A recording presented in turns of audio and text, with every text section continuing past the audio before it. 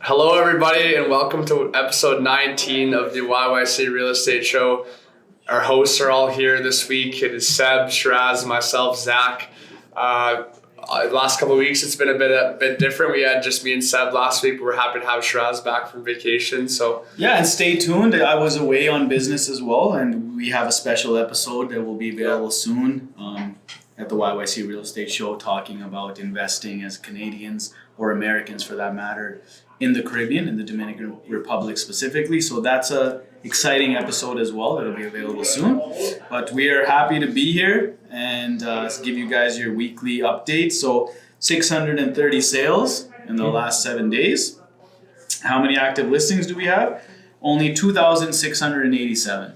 Yeah. So normally the average is between 3,500 to 4,000 in Calgary. So we're still very low inventory.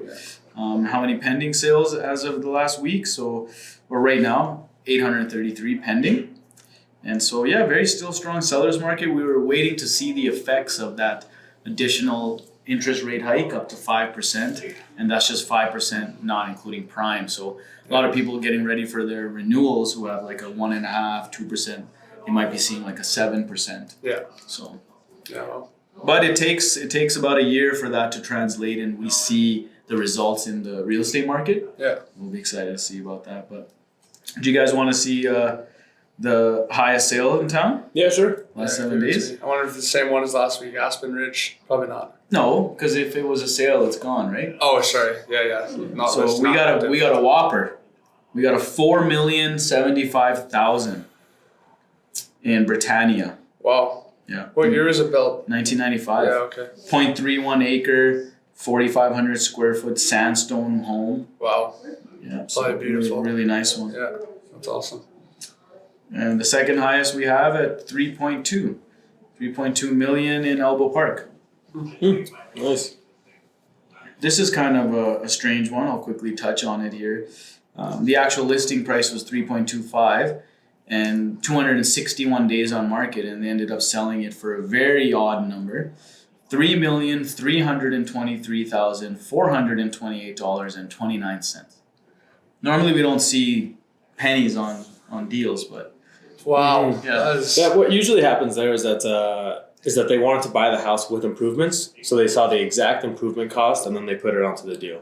You're absolutely right, because this is a brand new home. That's very true. From a builder, and okay. So yeah, they're doing tape walkthrough, and or even when they saw it, it was probably mid-construction. Yeah. And they're like, add this, add that, add AC, add this, heat the garage, those kind of things. So probably came to a total dollar, including GST, and that's the final number. So that's sometimes we'll see this, very rare, but you'll see 3.25 million listing that's brand new, 261 days on the market, and they ended up selling for 100,000 more, right? So awesome, nice. Low.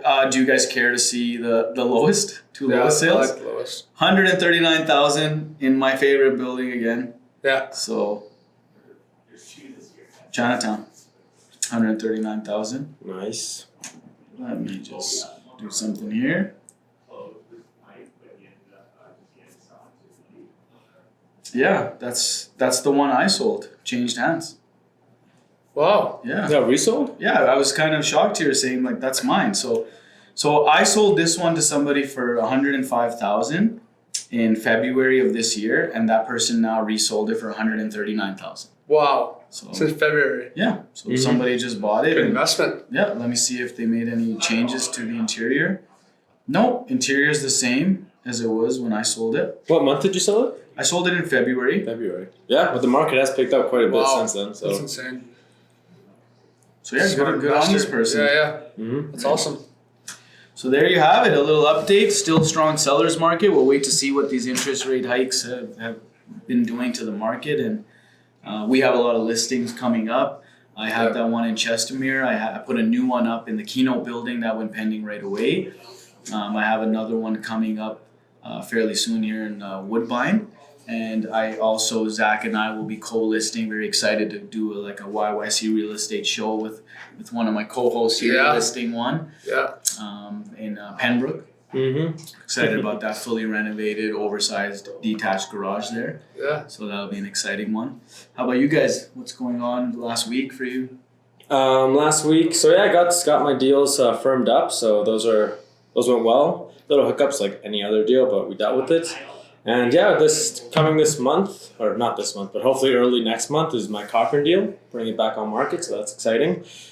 And we're finally going to be able to show it, so we're going to have people through and actually get it sold, so that's going to be great. And yeah, that Pembroke property. And when we talk about, emotion in deals, right? Even I, as a realtor, it's hard not to get emotional about selling your own property. Yeah. So that's why I'm having the two other hosts of the YYC Real Estate Show selling it for me. Yeah. And it's gonna be good. It's gonna be great. Yeah. We'll get you the most dollar amount we can and market it well and do good service for you there. So just a reminder to everyone talking about our deals and possessions. Like even while I was away, business never stops. There was some possessions and walkthroughs for some deals, and luckily I had Sebastian and Zach here to help out. The power of having a network and a team of agents you can trust and rely and lean on each other. So you're always in good hands. Don't imagine you're just in my hands. You have Sebastian and Zach as well when you work with us. So some hiccups I want to let everyone know out there for you selling your own home or you buying a home. Always make sure you do that walkthrough. So there was a few hiccups where we were missing a few items, like there was a suited Airbnb basement in one of my listings and the hot plate was missing. So, it's there in the goods included. And if the sellers have removed it or it broke, like they have to now provide a new one. Yeah. So, it's a little educating my sellers on that part. Anything as seen that day and as it was the day they wrote the offer with you, appliances and everything agreed upon, must be the same. Yeah. So 100%. Don't try to, switch out your fancy appliances for cheaper ones. Don't take away things that were agreed upon. Everything must be put in writing, or else there can be a holdback to you as a seller of about $5,000 usually until these issues are resolved. Even small things at a different deal close, and my client hired professional movers and they made a mess after a professional cleaning had already been done. Yeah. So they did their walkthrough and there was dirty floors and items left and things like that, and it falls on your shoulders. And so I took care of it and had my cleaning company go in there quickly and do it before possession, and my just a small little gesture and gift to my client, so just to make a smooth transition. So it's also very important to note you should do a walkthrough on the buying and selling side. Sometimes it'll only be the buyers you think, but it's good as a seller's agent, as a seller, to have that walkthrough to make sure the deal does go smoothly, because there will be a holdback and you have potential to lose some money if you can't figure a solution out. Always educate your sellers and remind everyone out there that there can be a holdback. So remind them about RPRs. If they don't have one, that can dictate a holdback.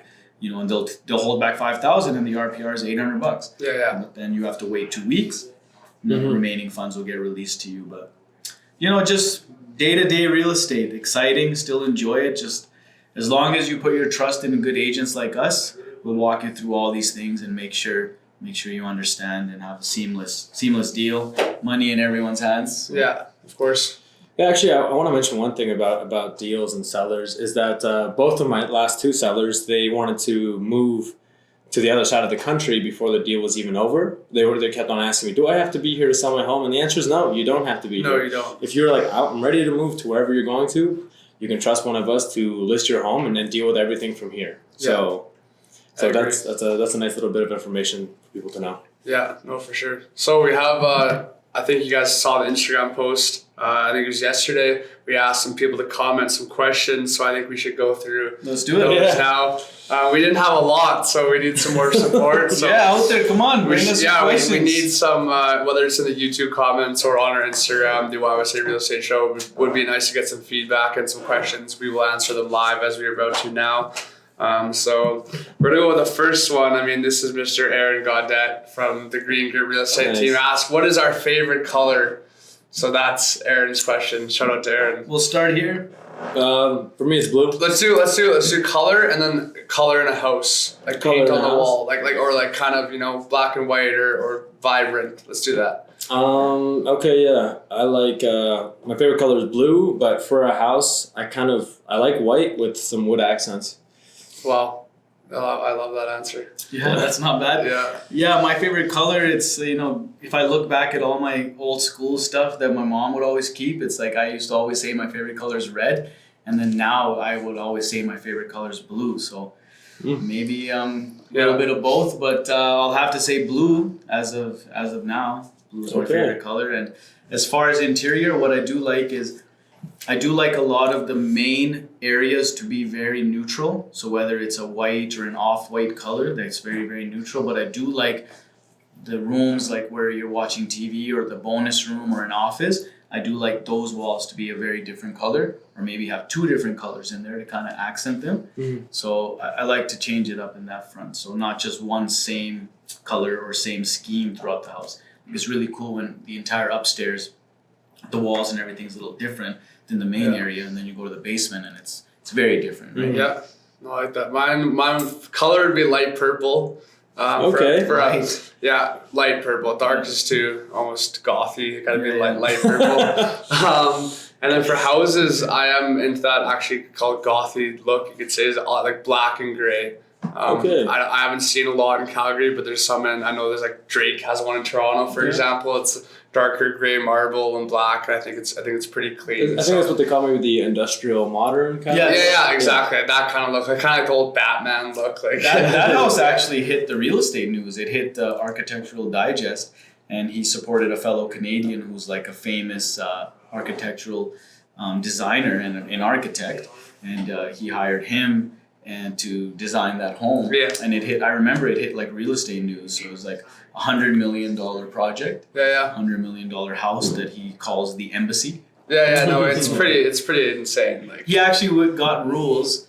He was the one and only person to be able to get the city of Toronto to amend their rules. And he was the only person allowed to have the height restrictions changed for surrounding his property. Yeah, it's crazy. Well, security obviously is a big factor. Okay, Michael, let's see this. Michael Smith from the Michael Smith Real Estate team in Calgary. So shout out Michael Smith for being involved.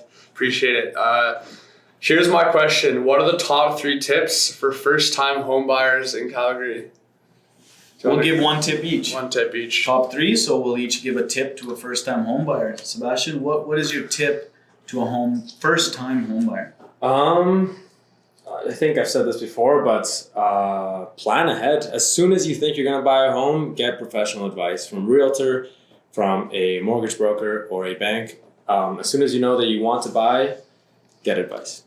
Yeah, I like that. Mine would be, if you're a first-time home buyer, see if you can qualify or if you have your RSP set aside. And there's a program the government can also help you out with for your down payment, and it's a one-time only thing for a first-time home buyer. So if you are a first-time home buyer, you can only take advantage of this that one time. So, hopefully you're aware of that and educated on that. So a tip for a first-time home buyer is see if you're eligible to qualify for these incentives and programs. Mine would be a 2-parter. We talked about this last week. Is be realistic with your goal and live like you want to buy a house. In terms of if you don't go out and put a down payment on a fancy car and have $800 a month car payments every month. That could go to a mortgage. So be realistic on what you can afford and what your goal is. And that would probably be my tip for first time. Yeah, just touching on that a little bit more for first time home buyers, like they automatically just go get a pre-approval and think, okay, I'm gonna put $30,000 down payment, I'm gonna buy something for X amount. I was told my mortgage payment is gonna be $1,200, and they factor this in and they financially plan and budget themselves for, oh great, instead of rent I have a mortgage of $1,200. You also have property taxes. Yeah. You also have home insurance. You also have utilities. Realtor fees. No, I'm saying as an owner. Oh, okay, yeah, sorry. Okay, yeah. I'm saying like a lot of the first time home buyers I've helped, they budgeted and were only thinking that, well, now instead of paying $1,000 in rent, I'm going to pay a little more, $1,200 a month mortgage. I'm going to be an owner. So I had to tell them, well, it's actually $1,200 plus your property taxes, plus home insurance, plus utilities. So you're really like $2,000. Of course. Yeah, and just so people get an idea of it, how much is like an average home? How much would their taxes be? An average home tax $3,000 to $5,000. $3,000 to $5,000 per year. Per year. Yeah. So I was gonna say like anywhere from $250 to $500 a month, depending on your neighborhood. Now Calgary is insane as far as the diverse price ranges for property taxes. There's areas in town where your yearly property taxes are $30,000 to $40,000, and there's some areas where it's only $2,000. Mm-hmm. So yeah, if you want to buy, Aspen or something like that, you might be the big properties there. You might be paying 30,000. Wow. Upper Mount Royal, same thing. 25 to 30,000. Whereas if you want to buy a house in like Tuxedo or something, 2,500 a year. Awesome. Third and final question is from the Green Group real estate team. Oh, nice. Shout out probably Cadence Yeah. for this question. What does a realtor's daily schedule look like? So what I enjoy about real estate is that it's different every day. We are self-employed and we kind of abide by our clients' schedules. So sometimes I'll be doing showings during my client's lunch hour break and we'll go 12 to 1. Then I'll have showings again when another client's off work, 5:30 to 6. 5:30 to like 7, 7:30. So really you can't say we have a set schedule, which I kind of like. Yeah. It's not, when people say, what's a real estate agent's day-to-day look like? Well, today I might have 11 appointments and be busy 9 a.m. to 9 p.m. And then tomorrow I might be only busy 10 a.m. to 1. So there's ups and there's downs. Yeah. There's days where I'm working 14 hours on the go at all times. And there's some days where I'm only working 3 hours. Now, I'm only speaking specifically to physical presence required, going there to do showings, meeting somebody. Our phones are always on, our emails are always on, so we're generally always working. Yeah, But for sure. a day-to-day looks like prospecting in the mornings, making sure all your appointments are set and confirmed for later, setting up showings, doing walkthroughs, doing possessions. So, I can't give a generic answer on what a day-to-day looks like. You'd have to say, what are you doing this week, Friday, and what are you doing next week, Monday? And I can tell you how differently those 2 days look. Yeah. Yeah, and it varies from realtor to realtor, right? You're self-employed, so like you said. Yeah, I'd say that's obviously the same kind of answers I would have. I'll obviously try to throw in stuff like gym, stuff like, with family time and kind of, obviously sometimes you can be busy all day, every day on the weekend, and then sometimes you have a day you can free up some time and do something. So we're based on our client schedules. It's just nice to have a routine in terms of what you want to do in a day, but not necessarily when you do it. I'd say is probably the way to explain it. So Nice. Good question. Yes, sir. Well, thank you for participating. For people who did, Appreciate it. We'll be doing those, I'd say, almost every episode now. I think that's the plan. So get you guys involved and stuff. So I think that's where we're taking it. So I understand you guys want to ask me a little about myself. While I was away, I understand you two kind of interviewed each other. We did. Yeah. We did. It got deep. It got deep. It got sad, happy. Did you guys cry? Almost. I think we had almost a couple of tear-jerking answers for sure. I think we were pretty on the ball. But yeah, we last week we started off with just a simple question of telling us who you are. How would you describe your background and describe yourself? I am an anomaly.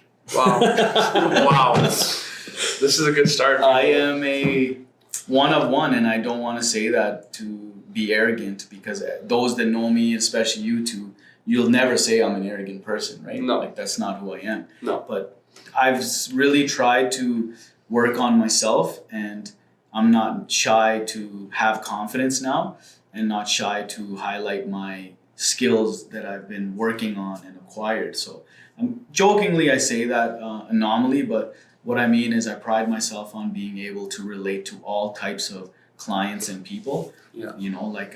Different situations, different age groups. I love to be able to help a first-time home buyer, a seasoned veteran investor, a senior citizen looking to move into a retirement home. So who am I? I'm your local friendly real estate agent. Mm-hmm. I came here as a young kid at 5 years old, straight from Pakistan to here, and started school right away. Had to learn English. That took about 3 years.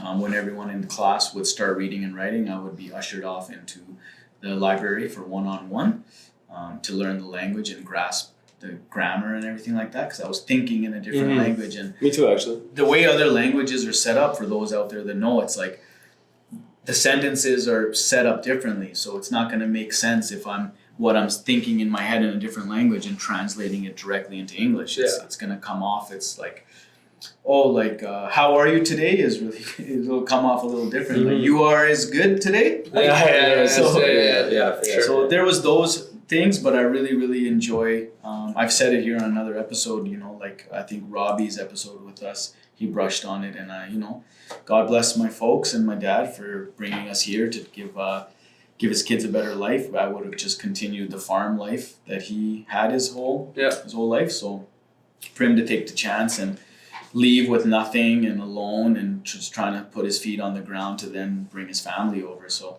enjoyed being here. Became citizen in I came here 89, became a citizen in 96. Grew up in the Northwest, Calgary. Played all the sports you could imagine growing up. Love all sports. And went to SAIT, went to U of C, and went to U of L. Became an accountant, and then left that to become a real estate agent. I've dabbled in some owning and operating small restaurants, and I've dabbled in renovating and flipping properties and land. A lot of different things. But I really enjoy just being a full-time real estate agent. You know, I had a nice long decade in the oil patch, which is kind of hard to not dabble in the oil patch when you live in Alberta. Yeah, of course. Right? So I'm sure you have experience in there as well. Mm-hmm. So now I'm just happy to be part of a good team and to be here working with you two. And like, I'm really excited that we started this podcast. I'm really enjoying it. And I'm just excited to see where it takes us. I'm really excited for everyone to see that the episode I did overseas, because it'll answer any and all questions anyone out there in Canada might have on investing your money abroad. And I'm excited for everyone to hear about that, because it's set up very nicely for us to invest over there. Little things like, for 15 years, they will not tax any of our rental income on our investment properties. Wow. The government over there in the Dominican Republic, they will not do any transfer taxes, which they normally do because we're Canadian citizens. And there's no approval process for a mortgage as well. If you can have 50% of the down payment, and I mean, there's apartments that start at $60,000. So if you have $30,000, you can finance for 5 years the remaining $30,000 at 5%. Even as a foreign investor? As a foreign investor. Wow. Yeah. Wow. So it's set up very nicely, but you know, stay tuned and look out and watch that episode for those that want to learn more. Yeah, is it more of a deep dive into those? It's an episode specifically about investing in the Dominican Republic and A to Z what that entails. That's good. Yeah. But that's who I am. I'm just a Calgarian through and through. Canadian. You speak highly of Canada everywhere I go. And just enjoy being a full-time real estate agent here in town. All right. Oh, also father and husband, 6-year-old and a year and a half. Nice. So. Yeah, we talked about them. That's awesome. I like this one. Would you choose a safe and boring life over an adventurous but risky one? I like a little of both. Having a safe and boring life, I mean, boring is to each their own.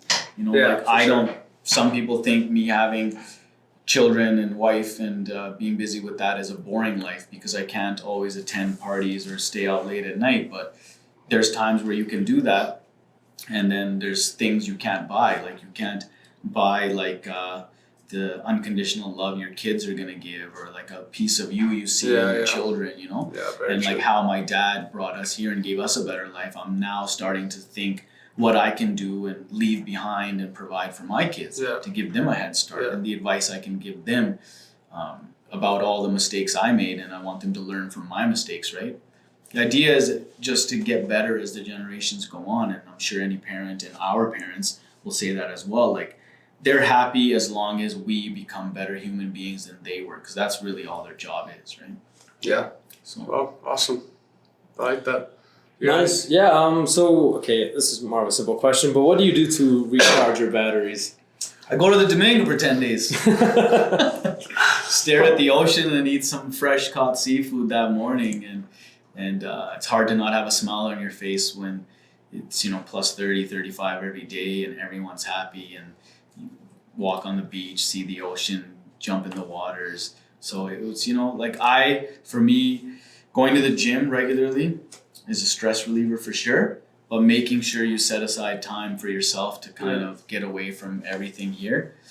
So I really do suggest that everybody take time once a year, twice a year, however much you can do it to get away and see what else is out there. And it's really cool the people you'll meet when you're traveling as Different well. perspective on things. Yeah. Yeah.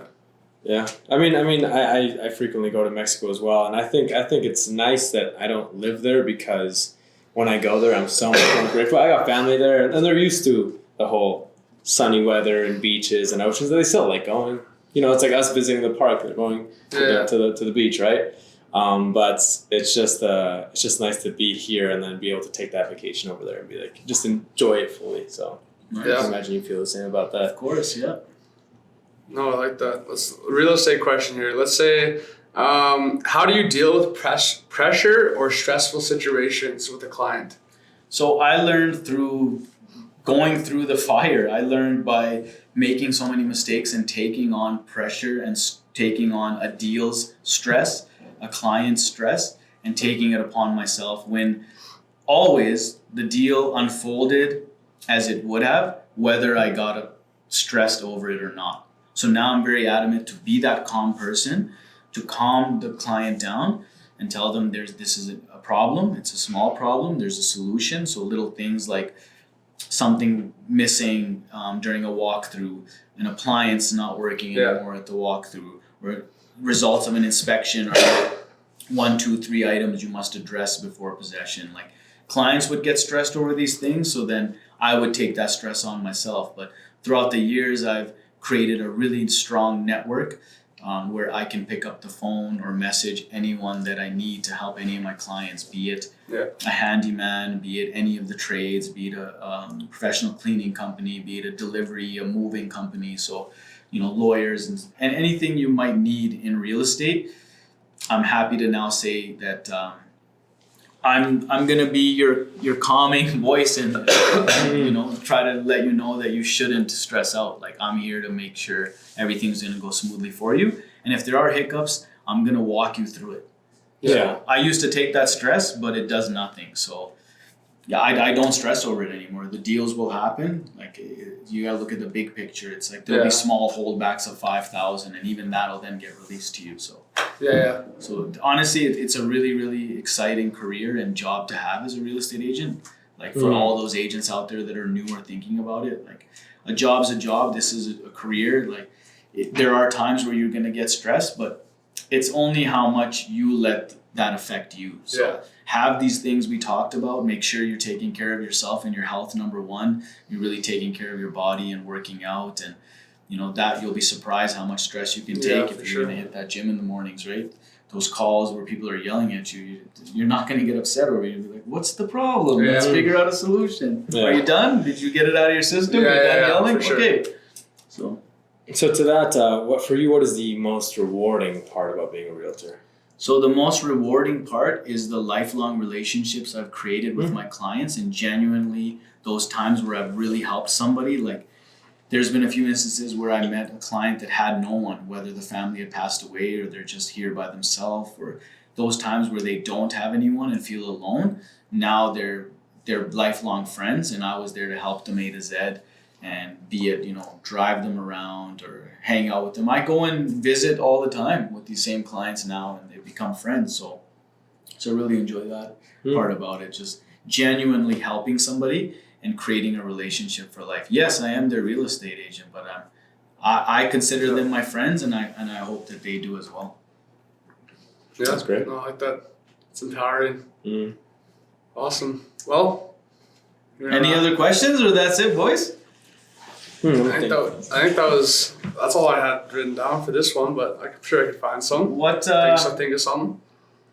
Something for everyone out there. Something that hit me today.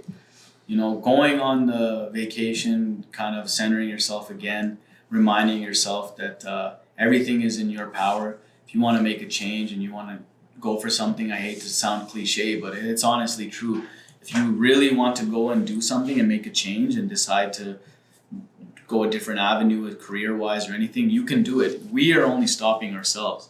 So just take today as a gift. Understand life is not promised to everybody. Yeah. And, I was hit hard with one of my clients who become lifelong friends, Rest in peace, one of my clients. I sold their property 5 days ago and was hoping my senior citizen client could enjoy his retirement money and buy a oceanfront property. And unfortunately, he passed away. So rest in peace to my client. Yeah. And just another reminder to everyone out there, we are all humans. We need to respect each other, and all of the stress and swearing over a business deal and a transaction on a property is minuscule in the big picture. Yeah, for sure. So remain calm, enjoy every day. Yeah, don't get too stressed. Yeah. Oh yeah, okay. I asked Zach this question when we had the. What's your life motto? Yeah, what's your life motto, or motto for life? Motto for life? Yeah. And just like a couple of Carpe diem. Big deal. Seize the day. Wow, I like that. See? We both had good ones. That was good. Yeah. We all had good ones. There you go. All right, great.